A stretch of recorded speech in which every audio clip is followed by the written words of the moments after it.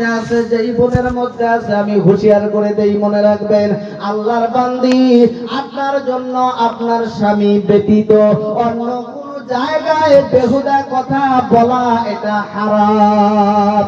এটাকে কোরআন শরীফের ভাষায় জিনা বলা হয়, যেটা আল্লাহর নবীর হাদিসের ভাষায় জিনা বলা হয়, বাংলা আমাদের সামাজিক ভাষায় পরকিয়া বলে। পরকিয়া যেই বাড়ির ভিতরে ঢুকে, ওই বাড়ি থেকে কোনোদিন একটা ছেলেও নামাজি পয়দা হবে না, একটা ছেলেও কোরআন পড়নেওয়ালা হবে না, একটা মেয়ে পর্দা নিশি হইতে পারে না। অনেক নারী এরকম আছে, স্বামীর কাছ থেকে আদায় করে নিয়ে নিয়ে ভিন্ন জায়গায় খরচ করে। এটা যদি কোন আল্লাহর বান্দি করে, মনে রাখবেন আপনার জীবন যৌবন দুনিয়া এবং আখিরাতে আল্লাহ রাব্বুল আলামিন জাহান্নামের গাতায় ফেলে দিবে। নাউযুবিল্লাহ। শুধু নারীদের ভিতরেই না, কিছু কিছু বেহায়া আমাদের যুবক ভাইরা আছে। বেহায়া মানে যার শরম নাই, লজ্জা নাই, কোনো ঈমান নাই। ওই যুবক ভাইরা বিবাহ করার পরেও নিজের স্ত্রীকে বাদ দিয়ে অপর জায়গায় গিয়ে সময় কাটায়, গল্প করে, আড্ডা দেয়, মোবাইলে চ্যাটিং করে, মোবাইলের মধ্যে কথা বলে।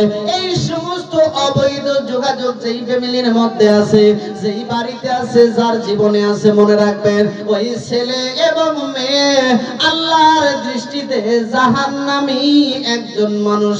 নাউযুবিল্লাহ।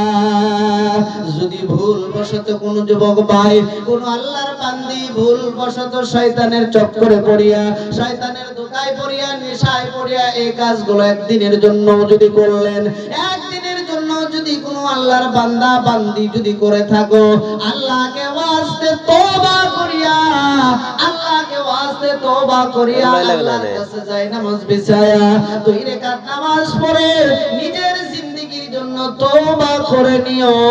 আল্লাহ রাব্বুল আলামিন গফফারে গফফার, আল্লাহ পাক বান্দাকে maaf করে দিতে ভালোবাসে। যখন কোন আল্লাহর বান্দা বান্দি অপরাধ করার পরে আল্লাহর কাছে 2 রাকাত নামাজ পড়ে 2টা হাত তুলে কান্দে, আল্লাহ কোনদিন ওই বান্দাকে ফিরায়া দেয় না।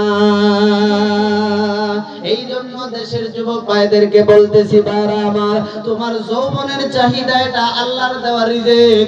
এই রিজিকটাকে তুমি আল্লাহর রাস্তায় খরচ করো। তুমি হালাল জায়গায় খরচ করো, বেহালাল জায়গায় খরচ করিও না। এইটা যদি হালাল জায়গায় খরচ করতে পারো, কিয়ামতের ময়দানে আল্লাহ তোমাকে জান্নাত